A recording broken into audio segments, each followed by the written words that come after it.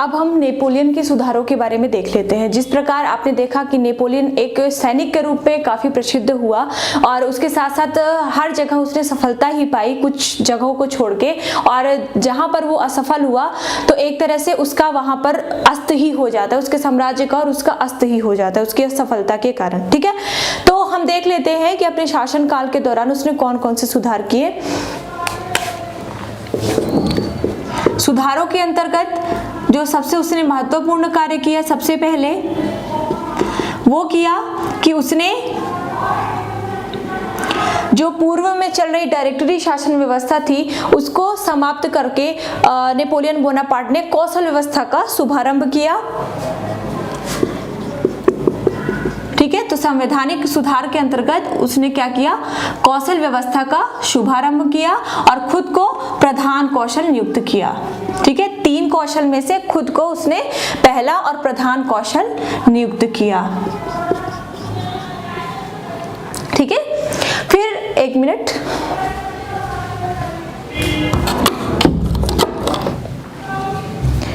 सुधारों के अंतर्गत जो अगला सुधार है, आपको अगर पहले की क्लासेस याद हो तो आपने पढ़ा था कि स्थानीय स्वशासन लागू किया गया था। ठीक है, प्रांतों में विभाजित किया गया था समाज को और वहां पर स्थानीय शासन कम्यून बनाए गए थे। याद है आपको? उसी कम्यून जो स्थानीय स्वशासन है उसको इसने क्या किया, उसको जो मान्यता दी गई उसको अस्वीकार कर दिया इसने। और वहां पर आपने देखा था कि जो अधिकारियों की नियुक्ति हो रही थी वो भी उसी क्षेत्र में चुने गए, जनता द्वारा चुने गए अधिकारियों की ही नियुक्ति हो रही थी। लेकिन इसने क्या किया कि स्थानीय स्वशासन के अंतर्गत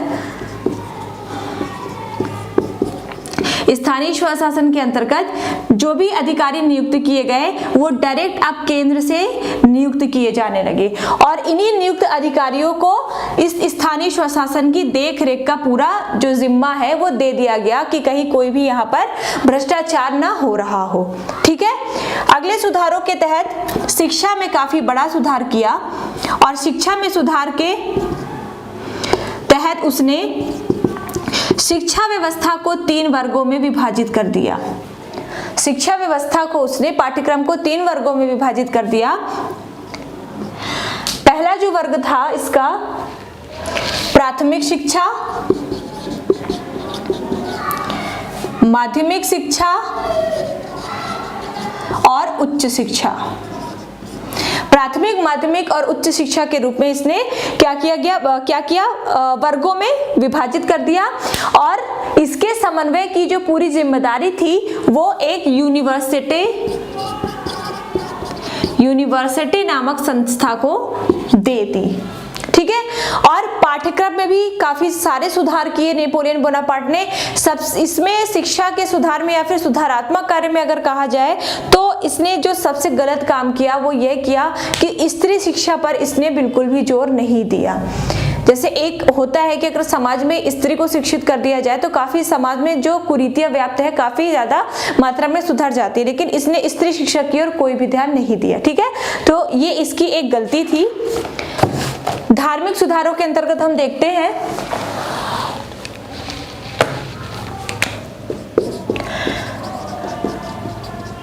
धार्मिक सुधारों में भी इसने जो सुधार किए वो कुछ हद तक सही नहीं माने जाते हैं। ठीक है, जो नेपोलियन बोनापार्ट था उसने पोप के साथ एक समझौता किया और उस समझौते का नाम है कॉन्कोर्दा नाम से जाना जाता है। ठीक है, तो कॉन्कोर्दा नामक समझौता किया किसके साथ? इसने पोप के साथ। कौन से पोप? वो पोप जो पहले राज्य के विरोधी होने के कारण, राज्य के विरोधी क्या, वही कर व्यवस्था, ये सारी चीजें अब राज्य के विरोधी ही कहलाएंगे, जनता के विरोधी तो राज्य के विरोधी, इन सब कारण से जो जिन पोपों की जो संपत्ति थी जब्त कर ली गई थी उनके साथ उसने क्या किया, कॉन्कोर्दा नामक समझौता किया और उन पोप और चर्च को पुनः राज्य का अंग बना लिया। ठीक है, अब राज्य का अंग बनाए जाने से क्या हुआ, अब ये जो पोप थे ये पुनः अपनी संपत्ति के लिए दावा करने लगे कि वो मेरी संपत्ति थी जो जब्त कर ली गई थी वो हमें मिलनी चाहिए। ठीक है, और एक और इसने व्यवस्था लागू की, चर्च में जो पादरी नियुक्त किए जाते थे, चर्च के जो पादरी थे वो नियुक्त किए जाते थे सरकार द्वारा। पहले पहले किसके द्वारा, पोप और पादरी द्वारा ही, जो उच्च पादरी थे उनके द्वारा और पोप के द्वारा ही पादरी जो है उनकी नियुक्ति की जाती थी।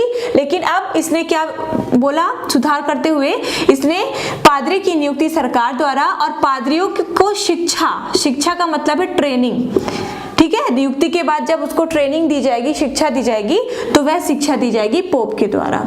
तो धार्मिक क्षेत्र में इतने सुधार किए, लेकिन इसके सुधार जो है वो धार्मिक क्षेत्र वाले वो कुछ हद तक सही नहीं माने जाते हैं। अब आर्थिक की बात कर लेते हैं।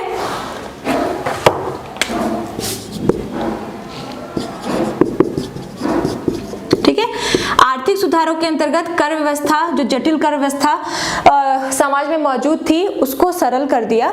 और जो प्रत्यक्ष कर लिए जाते थे लोगों से, जनसाधारण से, देखिए जो कर व्यवस्था थी वो सबके लिए लागू कर दी गई थी, और जो कर लिए जाते थे प्रत्यक्ष रूप से, उसकी जगह पर अप्रत्यक्ष करके करों को लेने पर ज्यादा जोर दिया गया। ठीक है, और समाज में जो ये घूसखोरी, भ्रष्टाचार, सट्टेबाजी, ये सारी जो चीजें थी, इन पर धीरे धीरे नियंत्रण स्थापित किया जाने लगा। ठीक है, तो आर्थिक सुधारों में जो इसके सुधार है वो काफी माने जाते हैं। अब जो इसका लास्ट और सबसे प्रमुख जो इसका सुधार था, कानून में इसने क्या क्या सुधार किया। ठीक है, अपने कानूनी सुधार के तहत ये खुद कहा करता था कि लोग मुझे मेरे सैनिक अभियानों से नहीं, बल्कि मेरे कानूनी सुधार या मेरी विधि संहिता के माध्यम से जानेंगे। ठीक है, तो कानूनी सुधार के अंतर्गत जो नेपोलियन बोनापार्ट की विधि संहिता रही थी, ये काफी ज्यादा महत्वपूर्ण रही थी। ठीक है, जो पूर्व में लागू कानून थे, जो पहले लागू किए जाने वाले कानून थे, वो बहुत ज्यादा जटिल थे। उसकी जटिलता को सरल बनाने के लिए नेपोलियन ने, विधि संहिता के अंतर्गत बता रही हूँ, उन जटिल कानूनों को सरल बनाने के लिए नेपोलियन ने क्या किया, 5 संहिताएं दी। 5 संहिताएं दी। ठीक है, वो 5 संहिताएं कौन कौन सी थी?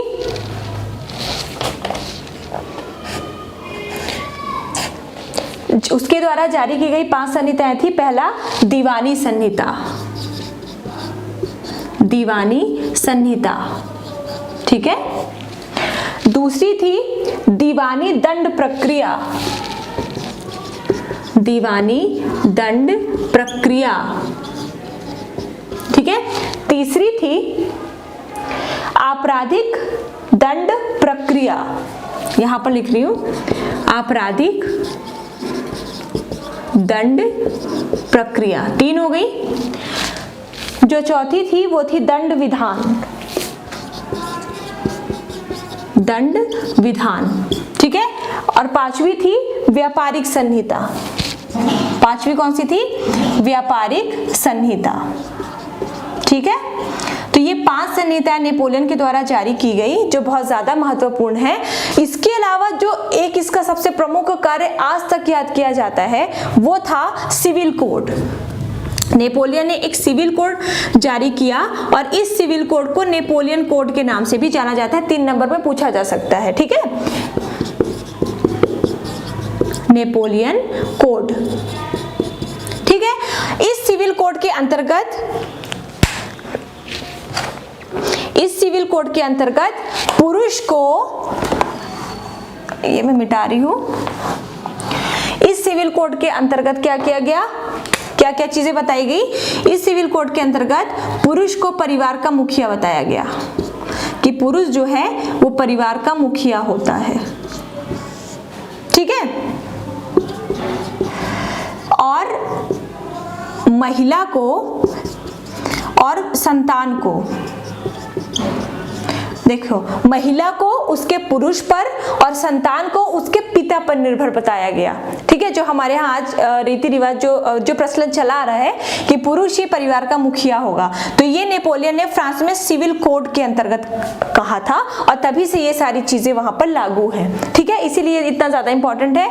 और इसके अलावा उसने कहा, इसके अलावा उसने सिविल विवाह, अपने कोड में सिविल विवाह को मान्यता दी।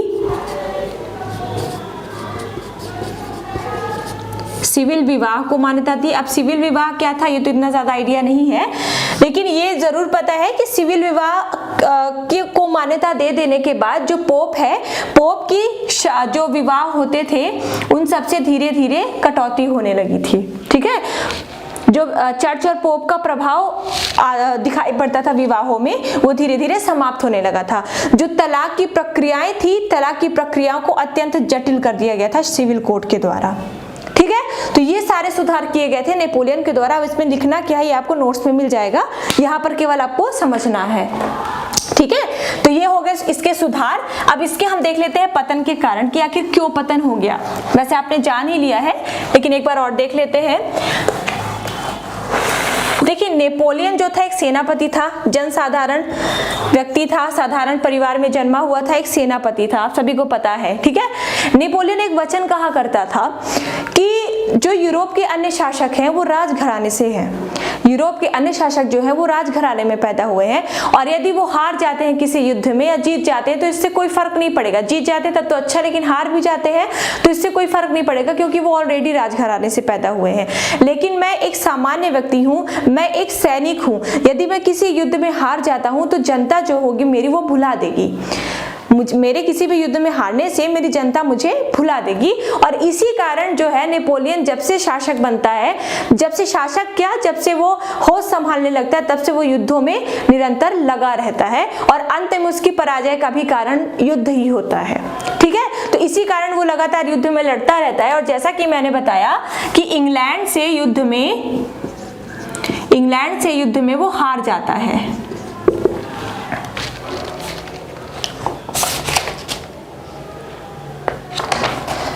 1805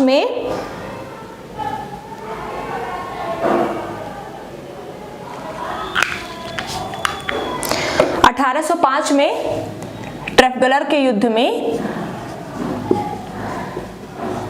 फ्रांस जो है इंग्लैंड से हार जाता है। ठीक है, अब इंग्लैंड को हराने के लिए फ्रांस जो है, नेपोलियन जो है, फ्रांस या नेपोलियन कई सारी तरकीबें सोचने लगता है, और वह अपनाता है महाद्वीपीय व्यवस्था। अब आप देखिए महाद्वीपीय व्यवस्था क्या थी। देखिए महाद्वीपीय व्यवस्था क्या थी। यूरोप में ही इंग्लैंड भी है, फ्रांस भी है, ऑस्ट्रिया भी है, और अन्य देश प्रशा, इटली, ठीक है, स्पेन, पुर्तगाल, ये सारे देश कहाँ पर है, यूरोप में है। देखिए इसने क्या किया, हम मान लेते हैं कि ये इंग्लैंड है, ठीक है, मान के चलते केवल हम मान लेते हैं ये इंग्लैंड है, यहाँ पर है फ्रांस और ये है सारे देश।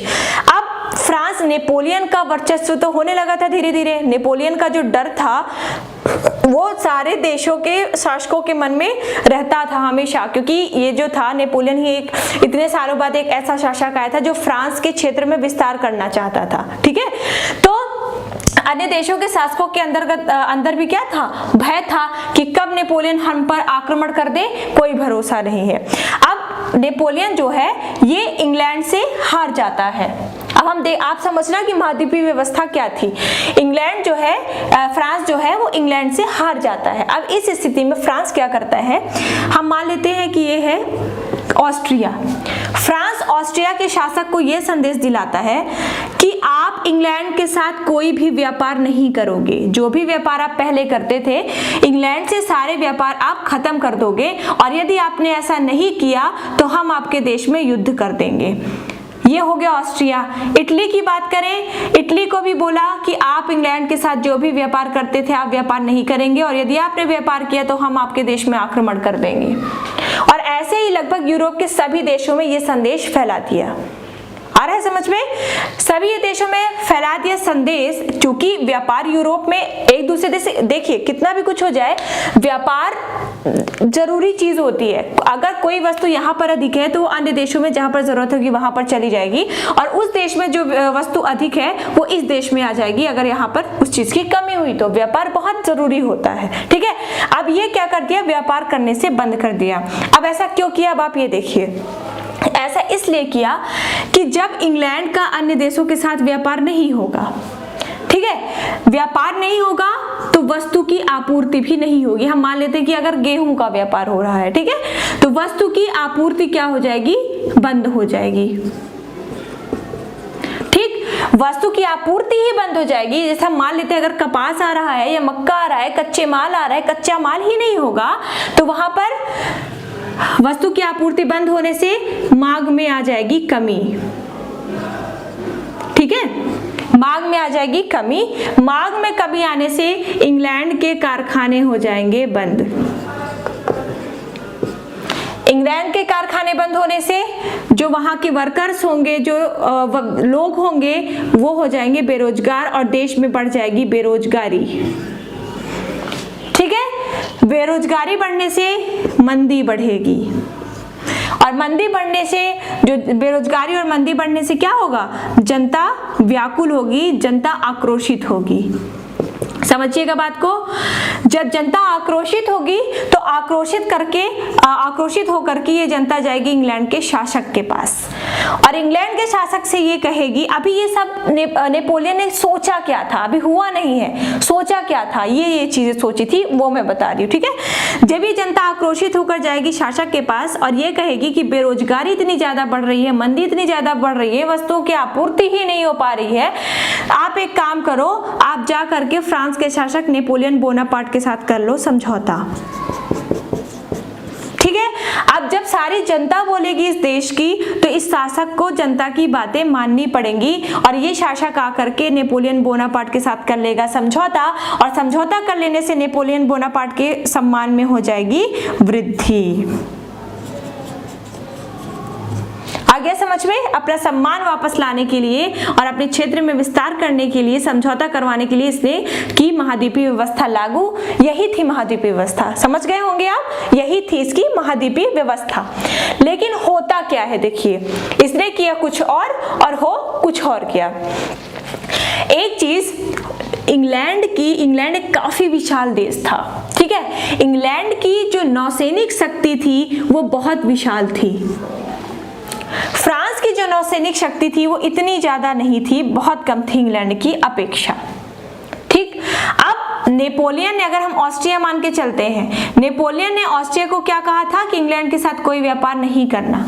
अब जो वस्तु ऑस्ट्रिया इंग्लैंड से मंगवाता है वो वस्तु ऑस्ट्रिया को नहीं मिलेगी, वहां की जनता को नहीं मिलेगी, वहां की भी तो जनता आक्रोशित होगी, यहाँ के भी तो शासक को परेशानी आएगी।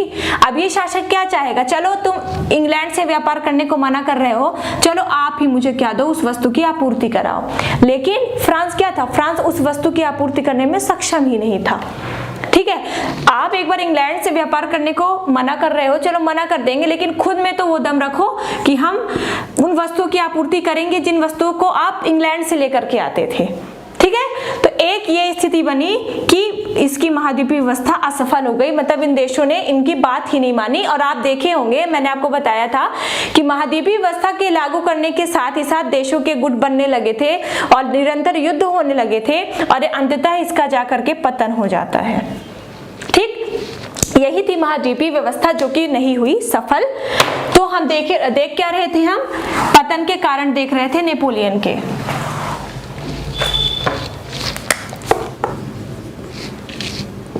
नेपोलियन के पतन के कारण, और उसके पतन के कारण में पहला कारण जो है वो यही है, महाद्वीपीय व्यवस्था।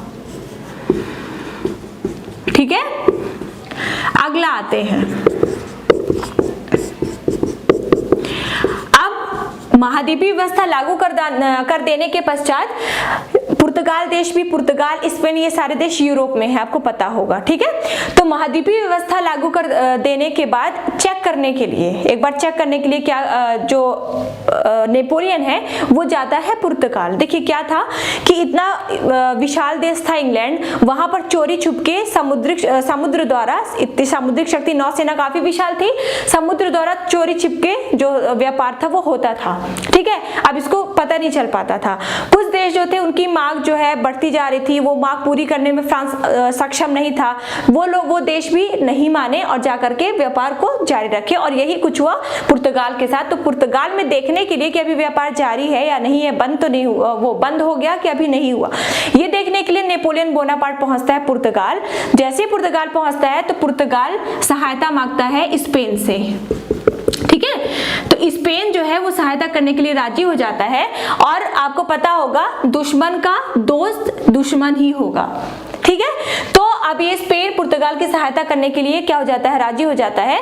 तो अब नेपोलियन को मौका मिलता है और वो स्पेन में घुस जाता है। और स्पेन में उस समय पर शासकों के मध्य कुछ युद्ध चल रहा था, थोड़ा बहुत मनमुटाव था, उसी चीज का फायदा उठाया नेपोलियन बोनापार्ट ने। और स्पेन का एक शासक था फर्डिनेंड, ठीक है। स्पेन के शासक फर्डिनेंड को क्या किया नेपोलियन ने, नजरबंद कर दिया, ठीक है। नजरबंद करके वहां पर स्पेन में अपने भाई जोसेफ को शासक बना दिया। किसने, नेपोलियन बोनापार्ट ने, ठीक। अब जोसेफ को शासक बनाने के पश्चात, अब जब तक नेपोलियन था तब तक वो तो जीतता रहा हर युद्ध में, स्पेन में हर युद्ध में जीतता रहा। जैसे ही नेपोलियन बोनापार्ट अपने देश को वापस आता है, वैसे ही वहां पर राष्ट्रीय भावनाएं जागृत हो जाती हैं। अब कोई भी हमारे देश के शासक को हरा करके और कोई अन्य देश का शासक वहां पर बैठ जाएगा तो वहां की जनता जो है वह जल्दी एक्सेप्ट नहीं करती। राष्ट्रीय भावनाएं क्या होती है, वहां पर उग्र हो जाती हैं और जोसेफ को वहां से भगा दिया जाता है, या नजरबंद, ये मेरे को अच्छे से ध्यान नहीं है, ठीक है, इतना ज्यादा कोई इसमें बर्डन लेने की जरूरत भी नहीं है। तो जोसेफ को वहां से निकाल दिया जाता है, भगा दिया जाता है और यहाँ पर फिर से फर्डिनेंड का क्या हो जाता है, मतलब स्पेन एक तरह से स्पेन फ्रांस को हरा देता है, ठीक है। और अंततः क्या होता है, यही पतन का कारण बन जाता है, किसके, फ्रांस के और नेपोलियन बोनापार्ट के। आ रहा है समझ में। तो फ्रांस से युद्ध इसका एक कारण बनता है हारने का।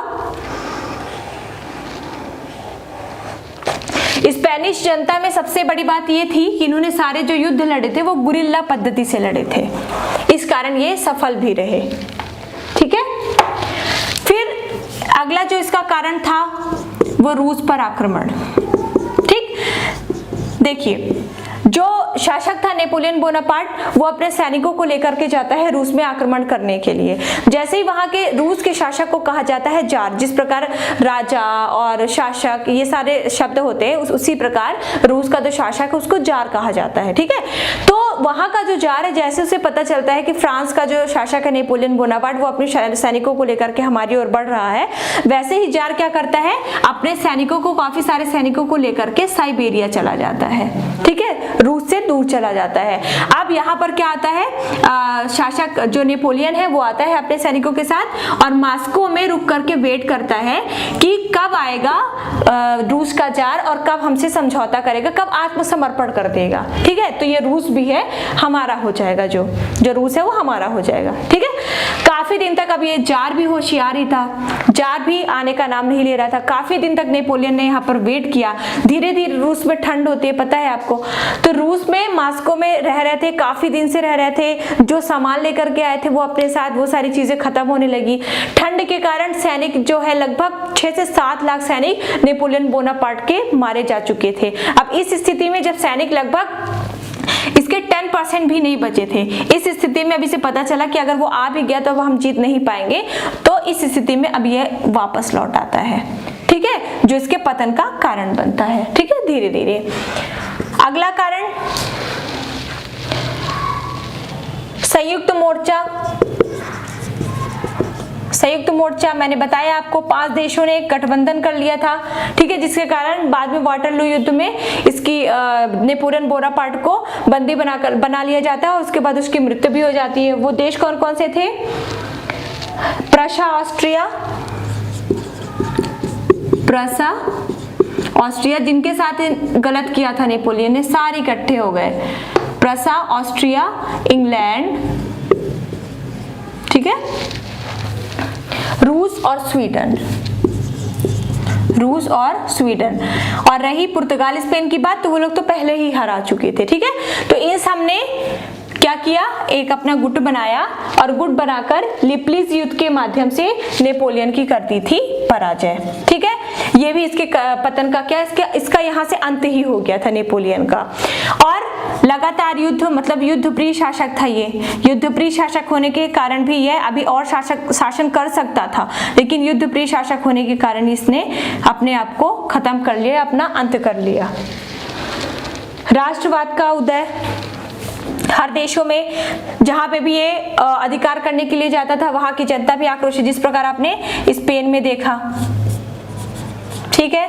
नौसैनिक शक्ति इसकी कमजोर थी, नौसैनिक शक्ति कमजोर होने के कारण ही ये इंग्लैंड से जीत नहीं सका था।